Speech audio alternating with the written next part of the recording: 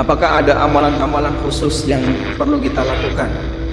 Jawabannya, semua isi syariat itulah amalannya.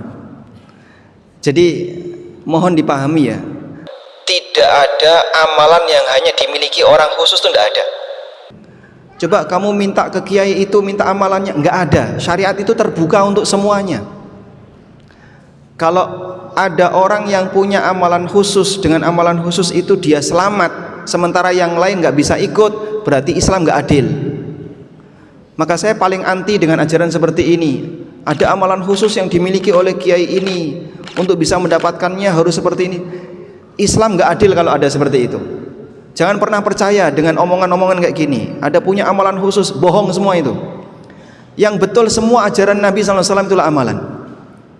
Tidak ada ajaran Nabi SAW dan dikhususkan untuk orang tertentu, karena beliau adalah rahmatan lil alamin. Sehingga kalau ada amalan khusus, amalia ini yang bisa menyelamatkan dari azab kubur hanya dimiliki oleh orang tertentu, itu bohong itu.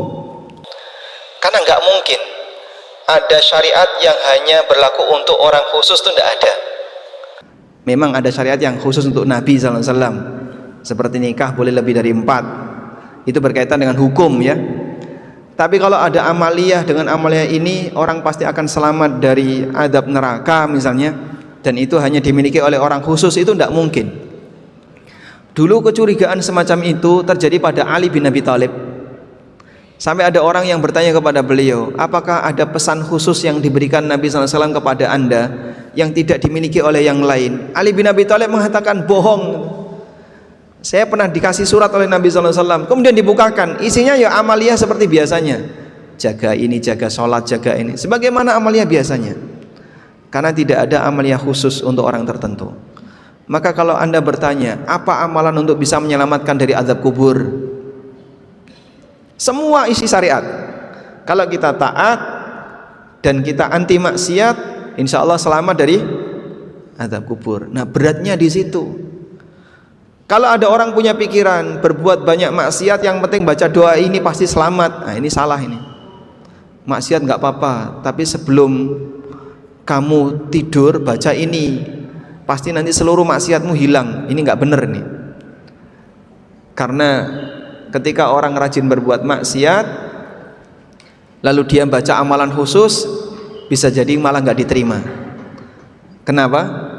Karena nekat berbuat maksiat tanpa ada rasa takut. Baik, artinya begini ya, berkaitan dengan masalah amaliyah, apa yang bisa menyelamatkan kita dari azab kubur? Takwa kepada Allah Subhanahu wa ta'ala. Dengan semua amalan yang bisa kita lakukan, maka belajar untuk menambah takwa agar kita lebih ngerti, lalu bisa kita amalkan setahap demi setahap. Begitu ya, bisa dipahami? Jangan pernah percaya kalau ada orang yang mengatakan saya punya amal khusus yang bisa menyelamatkan dari azab kubur. Itu bohong, karena tidak ada syariat khusus bagi orang tertentu.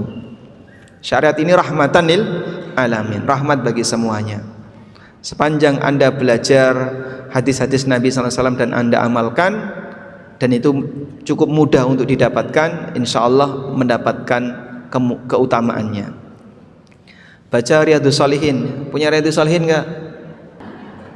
Ya, kalau bisa beli Riyadhus Shalihin ya. Baca kitab Riyadhus Shalihin karya An-Nawawi. Dan saya punya kajian rutin Riyadhus Shalihin setiap Kamis ba'da subuh. Bisa dilihat secara online di ANB Channel.